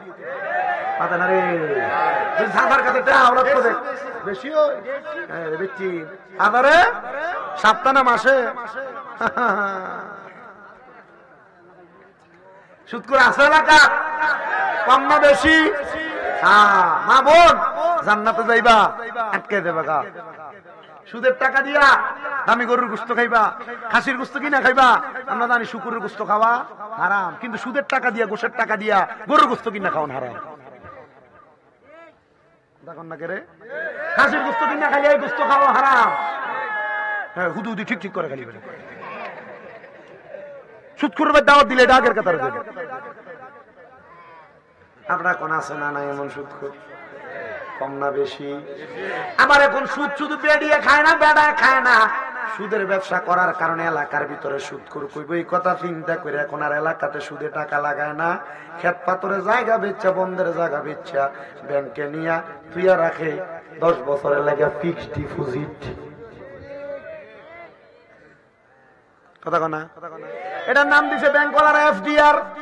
10 লাখ টাকা 10 বছরের জন্য রাখলে 10 বছর পরে এটা 20 লাখ হয়ে যাইব গা, এই চিন্তা করেও রাখে। কথা কন্যা এমনও আছে না নাই? শুধু এইটা না রে মুসলমান, এইটা না, আরেকটা সুদ আপনার বউ আপনার ফার্ম দিয়া দিয়া খাওয়ায়, বলে হুজুর এই সুদরা আবার কোন সুদরা? এটা হইলো অন্য কোন সুদ না। দেখবা আপনি যখন কামাই করে টাকা ইনকাম করেন, আপনার বউ আপনার কথার কথাই কইব, তুমি যে যা কামাই করো সব খায়ালাও, আমার ছেলেটার তো ভবিষ্যৎ আছে, মেয়েটার ভবিষ্যৎ আছে, একটা ডিপিএস করো না, ডিপিএস। এই ডিপিএস এর নাম দিয়ে আপনারা আরেকটা সুদ খাওয়ায়। কথা কোনে এমনও আছে না না? এটার বেলা সবাই আছে কইতো না, কারণ তলে তলে অনেকে ডিফিউজ কইরা রাখছে। আব্বাজিরা রে মাফ চাই তোমার কাছে, পাও কইরা মাফ চাই। যে ডিফিউজ এর টাকা দিয়া তুমি তোমার সন্তানের ভবিষ্যৎ কইরা দিতে চাও, ওই ফুতে কোনোদিন তোমারে ভাত খাওয়াইতো না, ওই ফুতে কোনোদিন তোমার উপর সদাচরণ করতো না। বলে হুজুর কেন, কারণ কি? অন্য কোনো কারণ না, অন্য কোনো কারণ না, কারণ একটাই কারণ, একটাই কারণ, একটাই, হারাম টাকা দিয়া কোনোদিন আরামে ঘুমাইতে পারবা না। দেখবা বড় বড় পয়সাওয়ালারা ডাক্তার দোকান থেকে ঘুমের ওষুধ কিনে না ঘুমানোর চেষ্টা করে, কারণ সে ব্যক্তি হারাম টাকা ইনকাম কইরা কইরা দামি বিল্ডিং বানাইছে, দামি বক্স কাট বানাইছে, দামি জাজিম ম্যাট্রেস কিনছে, কিন্তু আরামে ঘুমাইতে পারে না। বিছানা কিন্তু আরামের, কিন্তু টিয়াটা কিন্তু হারামের। হারামের টাকা দিয়া যত আরামের জিনিস বানাও কাম হবে না, আরাম পাইবা না। এই জন্য বাবা রিক্সাও যদি চালাই, কৃষকের কামও যদি করে, লোকটা বাড়িতে আসলে কোন রকম তরকারি দিয়া বাত্রা মাইকা খাইলই ঘুমাইলে ঘুম চলে আসে। এটার কারণটা কি জানো? এটার কারণ হইল ওই ব্যক্তি হালাল টাকা কামাই করে দুনিয়াতে ঘুমায়। এই জন্য মুসলমান ওই সুদের টাকা থেকে বড় সাবধান। বলে হুজুর আমি তো খাই না, মাঝে মাঝে বিপদে পড়ে সুদে আমি 1 লাখ 1.5 লাখ টাকা লই ব্যবসা করবার লাগা। মনে রাখবা যে সুদ খায়, যে ব্যক্তি সুদের উপর টাকা নিয়ে ব্যবসা করে, সুদ খাইনার যেই গুনাহ, দেউনার সেই গুনাহ। বলে হুজুর আমি খাইও না, দেইও না, এলাকার সর্দার হওয়ার কারণে আমারে নিয়ে সাক্ষী বানায়। আল্লাহর নবী কয় যে ব্যক্তি সুদের শাহেদ সাক্ষী হয়, ওই সুদখোরের সাক্ষী হওয়ার কারণে খাইয়া যে গুনার ভাগীদার, সাক্ষী হলে সেই গুনার ভাগীদার। অনেকে কইব হুজুর আমি এইটারও করি না, আমি শুধু স্ট্যান্ডার মধ্যে একটু লিখা দেই উমকের নামটা। আল্লাহর নবী কয় যে ব্যক্তি কাতেব সুদের টাকার লেখালেখি করে, এই ব্যক্তিও সমান তালের অপরাধী। সুদ খাইবা না ছাড়বা সিদ্ধান্ত তোমার, সাক্ষী হইবা না ছাড়বা সিদ্ধান্ত তোমার, কাতেব হইবা না ছাড়বা সিদ্ধান্ত তোমার। সাবধান সাবধান সাবধানতা অবলম্বন করো। মনে রাখবা, মনে রাখবা দুনিয়ার জমিনের মধ্যে এই হারাম টাকা দিয়া যত রং বেরঙের বাড়ি তুমি সাজাও না কেন, মরার পরে তুমি শান্তিতে বসবাস করতে পারবা না, মরার পরে আরামে থাকতে পারবা না। কিন্তু তুমি তোমার যেই সন্তানকে দামি বাড়ি দিয়া যাইবা, মরার পরে সে তোমার একটা নেক আমল দিয়া সহযোগিতা করবে না, একটা নেক আমল দিয়া সহযোগিতা করবে না। বলে হুজুর কেন কেন কেন গো? কারণটা হইল তোমার সন্তান তখন তুমি বাপের দিকে ছায়া কইব তোমারে চিনি না, তুমি মার দিকে ছায়া কইব তোমারে চিনি না। তাহলে কোন সন্তান দাদা আমি স্কুলে পড়াইবার লাগা সুদের টাকা খাও, কোন স্ত্রীরে আমি সুন্দর জামা কাপড় কিনা দিবার লাগা সুদের টাকা খাও, ওই স্ত্রীটা তোমার একটা নেক আমল দিয়া সহযোগিতা করবে না। এবার আপনারা বলেন ও দুর্বগুলা খাবার বাবারা, এই সুদ খানা কি হালাল না হারাম? আপনার ফোটায় গেছেন, বোঝা গেছে আপনার আওয়াজ দেখুন কয়টা বাজে। ও ফোটায় গেছেন। আচ্ছা বাবা যে কথার মধ্যে ছিলাম, জাকারিয়া পয়গম্বরের ছোট বাচ্চা মানুষ কবরের কথা চিন্তা করে করে কাঁদতে। তো আমরা যারা এখানে বসছি, আমরা অনেকের মা, আমরা অনেকের বাবা, আমরা তো এমন কষ্ট করে করে মানুষ করে দিয়া আমরা আম্মা বাবা কবরে চলে গেছে। ওই মা বাপ তো কবরে কেমন আছে, সন্তান আপনি একবারও খবর নিলেন না। বলে হুজুর কেমনে খবর নিতাম? মা বাপরে যে মাটি দিয়ে আসছি, এরপরে তো মা বাবার কবরের খবর সম্পর্কে আমি জানি না। ওই মা বাপ কবরে শুয়ে রয়েছে, কেমন আছে আমি একবারও জানি না। এই জন্য আশেক সুরে সুরে লেখে ওরে 3.5 হাত গর্তে ফেলে কেমন করে আইলা চলে, তোমার বাড়ি আইতে দেরি হইলে যে মা ঘুমাইতো না, ওই কবর দেশে মায়ের পাশে একটু রইলি না। কেমন আছেন বাবা মনি, কেমন আছেন মা জননী, একবারও তো ফিরা চাইলি না। ওই মা বাবারে কষ্ট দিয়া দুনিয়াতে দিন কাটাইয়া কোনদিনও শান্তি পাবি না। আরে কবর দেশের খবর লইলি না। মনে রাখবারের সন্তানের দল, তোমার মা তোমার বাবা বড় কষ্ট করে তোমার মানুষ করে দিয়া গেছে গো। আমার পয়গম্বর নবী মুহাম্মদুর রাসূলুল্লাহ সাল্লাল্লাহু আলাইহি ওয়াসাল্লাম নবী কয়, জগতের মানুষ, আমি নবীজির জন্মের পরে আমি আমার আব্বা জানলে দেখি নাই। আমি নবীর জন্মের পরে আমার মা বেশি দিন ছিল না রে। আমি যখন ছোটবেলায় আমার মা দুধমা হালিমাতু সাদিয়ার কাছে মানুষ হইছি, আমি লালন পালন হইছি, তো পান করছি। ও জগতের মানুষ, আমার নবী বলে, আমি নবী মক্কা শরীফের মধ্যে মক্কা শরীফের মধ্যে আমি বৈশা বৈশা সাহাবায়ে কেরামকে আমার কথাগুলা শ্রবণ করাইতেছি। এমন টাইমে আমার দরবারে একজন মহিলা আগমন করেছে। সাহাবায়ে কেরাম বলে, আমি দেখলাম আমার নবী ওই মহিলাটারে দেখা দাঁড়ায় গেছে। আমার নবীর সাথে সব সাহাবায়ে কেরাম দাঁড়ায় গেছে। মাঝখান থেকে জায়গা করে দিয়া আমার নবীজির নিজের চাদর মুবারকটা আমার নবী নিচে বিছিয়ে দিছে। ওই মহিলা লাঠি বট দিয়া দিয়া আইসা ওই চাদরের উপরে বসছে। চাদরটার উপরে বইসা আমার নূরের নবী রাহমাতুল লিল আলামিন নবীজির কাছ থেকে বিদায় নিয়ে চলে গেছে। সাহাবায়ে কেরাম প্রশ্ন করে, নবী গো, ও দয়ার নবী গো, আমরা তো আপনার চাদর মুবারক পাওয়ার জন্য কত কান্দি। নবী গো, এই মহিলাকে গো তারে আপনি এত সম্মান দিয়া আপনার চাদর মুবারকটা বিছিয়ে দিছেন। আমার নবী কয়, সাহাবীরা, এটা হইল আমি নবীর দুধমা, ওনার নাম হযরতে হালিমাতু সাদিয়া। ও মায়ার নবী গো, আপনি আপনার দুধমার এত সম্মান করছেন, নিজের জন্মদাত্রী মাও না। নবী গো, জনম দুঃখী মারে আমরা কত সম্মান করব। আমার নবী কয়, কত সম্মান করবা জানো? নবী গো, কেমন সম্মান করব? বলে, মাঝে মাঝে সুযোগ পাইলে মার পায়ের মধ্যে চুমা দিবা। আরে কেন রে বাবা, কেন? আরে আমার পায়ে চুমা দিলে আল্লাহর জান্নাতের চৌকাঠের মধ্যে চুমা দেওয়ার সওয়াব পাওয়া যায়। হায়রে মুসলমান, হায়রে নবীর উম্মতের দল, কোনদিন তুমি তোমার মা বাবার পায়ে চুমা দিছো কিনা আমি তো জানি না। আমার নবী যেদিন মদিনাতে আসছেন হিজরত করে, এক সাহাবী হাত তুলা কই, নবী গো, আপনি যেদিন মদিনা থেকে আবার মক্কা যাবেন আপনার সাথে আমার নিয়ে যাবেন। আমার নবী কই, ঠিক আছে, নেওয়া হবে। অল্প কিছুদিন পরে আমার নবী মক্কার উদ্দেশ্যে যায়। ওই সাহাবীরে নেয় না, আইসা কে জানি খবর দেয়, সাহাবী তুমি না বলছিলা নবীর সাথে মক্কায় যাইবা, নবী তো তোমারে ফেলাইয়া দিয়া একা মক্কায় চলে যায়। সাহাবী ডাক দিয়া আমার নবীজির সামনে দৌড়ে গেছেন আর হাতগুলা বাড়াইয়া দিয়া কয়, ফিদা কাবি ওয়া উম্মি ইয়া রাসূলুল্লাহ, আমার মা বাবা আপনার কদমে কুরবান হোক ইয়া রাসূলুল্লাহ। নবী কয়, আমি কি কোনো অন্যায় করেছি যার কারণে আপনি আমারে আপনার সাথে মক্কায় নেন না? নবী কয়, সাহাবী না রে, আমি খবর লইলাম 3 দিন তোমার মা জননী অসুস্থ, তুমি খেদমত করো, তুমি মক্কাতে নামাজও মদিনাতে নামাজও পড়তে আসো না, তুমি বাড়িতে নামাজ আদায় করো। ওই সাহাবী, এই জন্য না আমি তোমারে ফালাইয়া মক্কায় চলে যাই। নবী গো, আমি তো নিয়ত করেছিলাম মক্কায় যে মক্কার চৌকাঠের ভিতরে চুমা দিমু।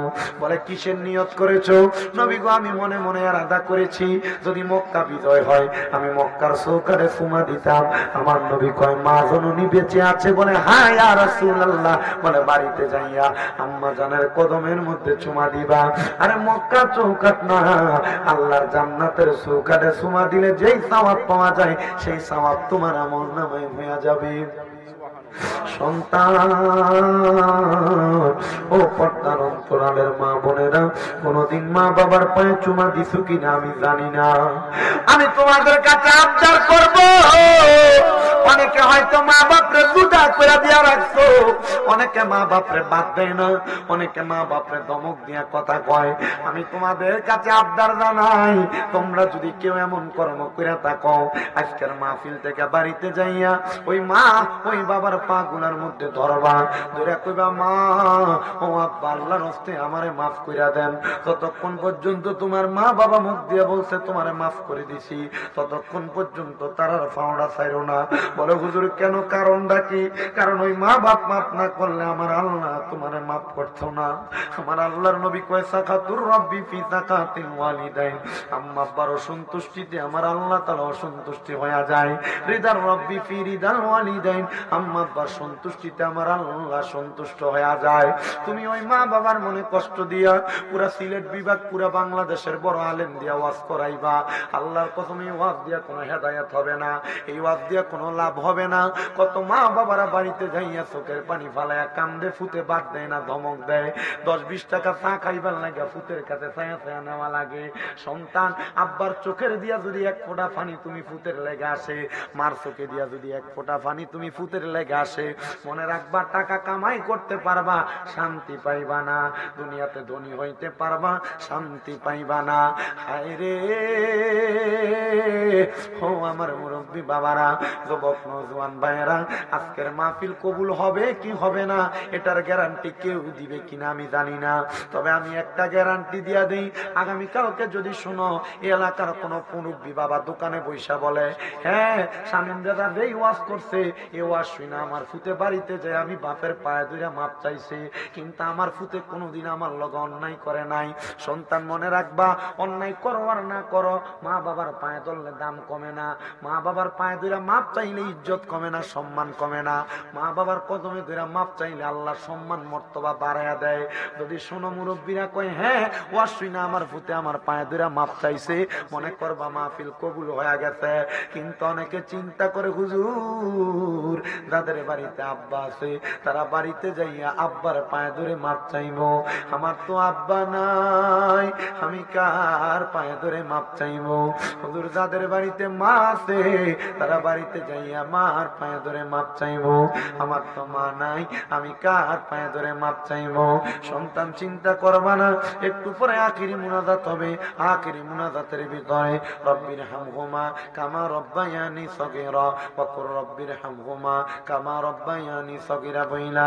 আমার নবী কয় কোন সন্তানের মা মারা যাওয়ার পরে, বাবা মারা যাওয়ার পরে চোখের মনি কোঠার মধ্যে একটা মাছির মাথা পরিমাণ পানি চাইরা দিয়া যদি কান্দে, ওই পানিটা মাটিতে পড়ার আগে আমার আল্লাহ তার মা বাবার জীবনের গুনাহ মাফ করে দেয়। আমি জানি না আজকের মাহফিলে কে বসছো তোমার মা কবরে, কে বসছো তোমার বাবা কবরে। তোমার আব্বা বড় কষ্ট করে তোমার মানুষের মতো মানুষ করছে, নিজে না খেয়া খাওয়াইছে। ও সন্তান মন্ডারের ভিতরে কি আব্বার লাগে একটু দরদ লাগে না? তোমার আব্বা নিজে না খেয়া যে খাওয়াইছে, তোমার আব্বা সিরা লুঙ্গিটা পরছে, তুমি সন্তানের দামি জামা কাপড় কিনা দিছে, এখন তোমার পকেটে টাকার অভাব নাই, আব্বাটার বড় অভাব, আব্বাটা অন্ধকার কবরে শুয়া রইছে। কই রে সন্তান, আব্বারে দি 500 টাকা দিয়ে একটা লুঙ্গি কিনা পরাইতে পারো না? হে সন্তান, আমার কাপড়টা সিরা ছিল, কাপড় রাস্তার মধ্যে 10-5 টাকা বাইন্দা রাখতো, তুমি ফুতের স্কুলে মাদ্রাসায় যাইতে কামে যাইতে দিয়া দিত। কই মাটা দিয়ে আজকে অন্ধকার কবরে, কই তোমার মারে দি তুমি 500 টাকা দিয়া কিনে একটা কাপড় পরাইতে পারো না? ওই মা কবরে। সন্তানের দলেরা কারে পরাইবা কারে খাওয়াইবা, মা বাপ দিয়ে অন্ধকার কবরে। নবী কয় ওই আমি সেবি নাই সেবিতে পারি নাই, আমি সেবি নাই সেবিতে পারি নাই, সেবিও আমার উম্মত, সেবিও আমার উম্মত। বাবাকে তোমরা কাবা জানিও, মদিনা জানিও, মাকে যদি গো তারা বেঁচে থাকে। নবী বলে আমি করি নাই করিতে পারি নাই পিতা মাতার খেদমত, করিও আমার উম্মত, করিও আমার উম্মত। বাবার মুখেতে মায়ের মুখেতে যে তুলে দেয় না, রাজি থাকে রাব্বানা। নবীজি বলেন আমি করি নাই, করিতে পারি নাই পিতা মাতার খেদমত, করিও আমার এ উত্তর বগুলা খালের বাবারা, মা বাপ বাড়িতে নাই, তোমার বাড়িতে কত মেহমান খানা খায়, কিন্তু মার মুখে এক লোকমা খানা, বাবার মুখে এক লোকমা খানা তুলা দিতে পারো না। আম্মা অভাবের কারণে তোমারে 1 কেজি আপেল কিনা খাওয়াইতে পারছে না, বাবা বাজার থেকে একটা আপেল কিনাই না তোমারে কাটতে কাটতে খাওয়াইছে। এখন তোমার কাছে টাকার অভাব নাই, আব্বারে 1 কেজি ফল কিনা খাওয়াইবা, কিন্তু বাবা তো অন্ধকার কবরে শুয়ে রইছে। তোমার আব্বারে যদি প্রতি মাসে 1000 টাকার ফল কিনা খাওয়াইতা, 12 মাসে তো 12,000 টাকার ফল খাওয়ানি লাগতো। এ সন্তান আব্বা আম্মারে যদি ভাত খাওয়াইতা, মাসে যদি 2000 টাকা মা বাবার পেছনে লাগতো, 12 মাসে তো 24,000 টাকা মা বাবার পেছনে লাগতো। তোমার মা বাপ তোমার বাড়ি গাড়ি গুলো দিয়া গেছে, তোমার মা বাপ তোমার বন্দি দিয়া খেত পাথরে জাগাড়ি দিয়া গেছে। যদি মা বাবেরই বেচ্চা যাইতো, তুমি কোন জায়গায় থাকতা? একবার চিন্তা করে দেখো, যদি ভাড়া থাকতে যাও সর্বনিম্ন 5000 টাকা একটা রুমের ভাড়া যদি তুমি ধরো, চিন্তা করে দেখো ওই 5000 টাকা ভাড়া দিয়া থাকলে মাসে প্রায় 12 মাসে 60,000 টাকা ভাড়া লাগতো। তোমার মা বাপ তো অন্ধকার কবরে, তোমার কাছে ভাড়া চায় না, তোমার কাছে টাকা চায় না। একটা সন্তান শুধু হাতটা বাড়ায় কইবা, হুজুর আমার মা বাপ বাচ্চা থাকলে মা বাবার পেছনে খরচ করতাম, আগামী বছরে মাহফিলের ভিতরে আমি এই প্যান্ডেলটা দান করে দিমু, আমার আব্বা কবরে, আমার আম্মা কবরে। হুজুর আল্লাহ যেন আমার আব্বার কবরের ভিতরে জান্নাতের একটা সামিয়ানা লাগাইয়া দেয়, আমার আম্মার কবরের ভিতরে একটা জান্নাতের সামিয়ানা লাগাইয়া দেয়। আসেননি একটা সন্তান, মা দুনিয়াতে নাই, বাবা দুনিয়াতে নাই, আগামী বছরের মাহফিলে প্যান্ডেলটা কইরা দিবা। আসনি কোন সন্তান দোয়া চাও, বলে হুজুর আমি দিব আগামী বছরের প্যান্ডেলটা কইরা, আমার মা নাই দোয়া করবা, আমার বাপ নাই দোয়া করবা। প্যান্ডেল দেওয়ার মতো ফয়সালা আসেনি এলাকার আছে? প্যান্ডেল কত দিয়া করছো? 10,000 টাকা, 10,000 বেশি না। একজন আমি কিন্তু বলছি করবত সদর থানাধীন উত্তর বগুলাখার বন্ধু বগুলাখাল বন্ধু ক্লাব, ইমাম হাসান হোসেন রাদিয়াল্লাহু তাআলা আনহুমা যুব সংঘের উদ্যোগে উত্তর বগুলাখার হযরতে আবু বকর রাদিয়াল্লাহু তাআলা আনহু জামে মসজিদ সংলগ্ন ময়দানে চতুর্থ বার্ষিক সুন্নি মুখা সম্মেলন সাজাইয়া আমার সঙ্গে ওলামায়ে কেরাম, দাড়ি পাকা মুরব্বী বাবারা, যুবক নওজোয়ান ভাইয়েরা, বিশেষ করে তালেবুল ইলম ছাত্র ভাইয়েরা, পর্দার অন্তরালের কত মা বোনেরা, আল্লাহ মাপ পাওয়ার আশায় 2টা হাত আপনার কাছে মারিয়ে দিছি রে আল্লাহ। আমিন। যার হাতটা তোমার কাছে মায়া লাগে, পছন্দ হয় রে দয়াল, ওই হাতটার উসিলায় আমরা প্রত্যেকের জীবনের গুনাহ তুমি আল্লাহ ক্ষমা কইরা দাও। তুমি তো অন্তর জামি রে আল্লাহ, ওই আমরা হইলাম ফানা, আমরা সুখে কিনা দুঃখে ডাকি গো আল্লাহ, যাই না কি জানো না রে আল্লাহ, করো আল্লাহ জানো তোমার মনি। আল্লাহ কে জানে গাছ বাড়াইছে, কার জানি জগতের মধ্যে বাবা নাই রে বাবা, যেই বাবা রিক্সা চালাইয়া মাটি কাইটা মাথার ঘাম পায়ে বালাইয়া পরের বাড়িতে বদনার কাম কইরা সন্তানরে মানুষের মতো মানুষ করার জন্য আব্বা নিজের রক্তরে পানি বানাইছে, এমন আব্বা যাদের কবরে আব্বার কবর জান্নাতের বাগান বানাইয়া দাও। কে জানি হাত বাড়াইছে, কার জানি জগতের মধ্যে মা নাই, আরে যে মা 10 মাস 10 দিন গর্ভে ধারণ কইরা সন্তানের প্রসব বেদনা গুলা সহ্য করতে মার বড় কষ্ট হইছে। অমনি এমন মা যাদের অন্ধকার কবরে, আল্লাহ আমার কবরটার জান্নাতের বাগান বানিয়ে দাও। আল্লাহ কে জানি হাত বাড়াইছে, মাও নাই বাবাও নাই, জনমের এতিম, এমন আম্মা একবার কবরে আরানাবদি মরিয়া গিয়াছেন আল্লাহ দারার মাওবা মফকুরিয়া দেন না গো আল্লাহ কবরে কত আদর করছেন মাগো দুধ কলা খাওয়াইয়া এখন কেমনে শুইয়া গো রইছেন কবরে যাইয়া আল্লাহ আল্লাহ কার মা নাই কার বাবা নাই তোমার তো জানার বাকি নাই তাদের মা বাবার কবর জান্নাতের বাগান বানিয়ে দাও যাদের মা বাবা বেঁচে আছে হায়াতে বরকত দান কইরা দাও আল্লাহ যাদের মা বাবা অসুস্থ গো শেফা আজলা কামেলা নসিব করে দাও আল্লাহ আম্মা আব্বার খেদমত করার মতো তৌফিক দান করো বিশেষ করে উত্তর বগুড়া খালের মাহফিলে যারা টাকা দিয়া পয়সা দিয়া শ্রম দিয়া বুদ্ধি দিয়া পরামর্শ দিয়া মাইক দিয়া লাইট দিয়া প্যান্ডেল দিয়া মিডিয়ার বাইরা সহ সম্মানিত শ্রোতা মণ্ডলী পুরুষেরা পর্দার অন্তরালের মা বোন আল্লাহ সবাই রে তুমি কবুল মঞ্জুর করে নাও আল্লাহ বিশেষ করে ফরিয়াদ তোমার দরবারে আমরা গুনাহগারেরা তোমার দরবারে হাত বাড়াইছি আগামী বছরের জন্য অনেকে দান করবে নিয়ত করেছে প্রত্যেকের দান তুমি কবুল মঞ্জুর করে নাও অনেক প্রবাসী ভাই বিদেশ থেকে দোয়া চাই আল্লাহ প্রবাসীদের কামাই রুজিতে বরকত দাও প্রবাসীদের হায়াতে বরকত দাও প্রবাসীদের মনের নেক নেক আশা পূরণ করো আল্লাহ বিদেশের বাড়িতে কামাই রুজি কইরা সহি সালামতে দেশের বাড়িতে ফিরার মতো তৌফিক দান করে দাও রব্বুল আলামিন আল্লাহ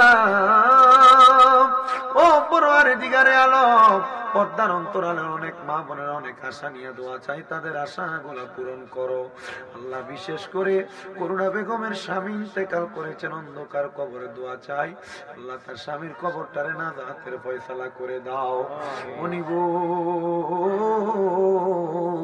আপনারে মরণ দিবা দুঃখ নাই তবে বেঈমান বানিয়ে মরণ দিয়েন না মরণের আগে আমার নবীজির নূরানি চেহারা মুবারক দেখাইও আল্লাহ নবীজির নূরানি চেহারা মুবারক দেখলে আমাদের কলিজা ঠান্ডা হবে রূহ ঠান্ডা হবে ওরে যার নামে রেখেছো তুমি মুহাম্মদ রাসূল সেই নামের উসিলায় দোয়া করো হে কবুল আল্লাহ করো হে কবুল আল্লাহ করো হে কবুল ও আল্লাহ যাদের মা বাবা কবরে আল্লাহ তাদের মা বাবার কবর আযাব মাফ কইরা ব্যবসায়ীদের ব্যবসায় বরকত দিয়া হায়াতে বরকত দিয়া রিজিকে বরকত দিয়া প্রবাসীদেরকে বরকত দিয়েন বিশেষ করে বন্ধু ক্লাব এবং ইমাম হাসান হোসেন রাদিয়াল্লাহু তাআলা আনহুমা এই সংগঠনের প্রত্যেকটা সদস্যদেরকে আপনি কবুল ও মঞ্জুর করে নিয়েন ও আল্লাহ ফরিয়াদ তোমার দরবারে মরণের আগে প্রত্যেকের হক্কানি রাব্বানি মাশায়েখে পীরের চেহারা মুবারকের সাথে চেহারা মিলাইয়া জবানের সাথে জবান মিলাইয়া আমাদেরকে আখিরি জবানে মধুর কালেমা পড়াইয়া দিবেন লা ইলাহা ইল্লাল্লাহু মুহাম্মাদুর রাসূলুল্লাহ সাল্লাল্লাহু আলাইহি ওয়াসাল্লাম আসসালামু আলাইকুম।